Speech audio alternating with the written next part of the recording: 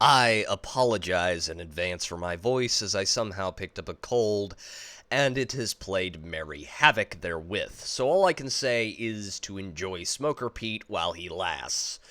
Over the last couple of years, I have seen an uptick in a certain trend among creatives across the spectrum. A fine example of this is Ridley Scott's latter-day films in the Alien franchise. He attempts to answer questions that should have never been answered, from the origins of life itself to more mundane questions such as the genesis of the xenomorphs. Now, this might have been okay if those movies had been good. Ridley Scott has certainly handled complicated questions before, but with the opposite being true, we were left with answers that we never wanted or asked for. An intriguing question left forever as a mystery is far more interesting than a dissatisfying answer.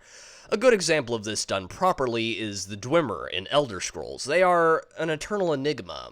What really happened to them? Did they truly vanish from Mundus? Were they zero-summed from creation? Did they ascend to godhood or a higher plane? Yes, I'm aware that some people think that they've solved this mystery, but Bethesda has not officially confirmed any of that as far as I am aware. And they shouldn't. Because when you have stripped the mystery away, when you have rendered it all down to an easily digestible gruel of facts and numbers, then congrats, you have made it mundane and thereby tedious.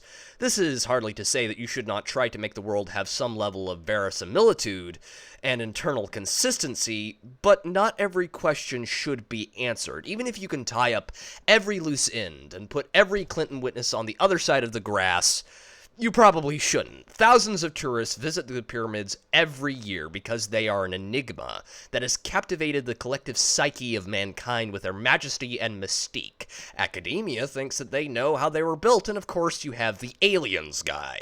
But I think that the question will always be more entertaining, and therefore interesting, than whatever answer the talking heads can give us. And the same is true of fiction. Trying to answer the truly deep questions in fiction usually goes down like a White Hood in Harlem. But enough about the Canadian Prime Minister. This has been Pete, the Heretical Nerd, signing off.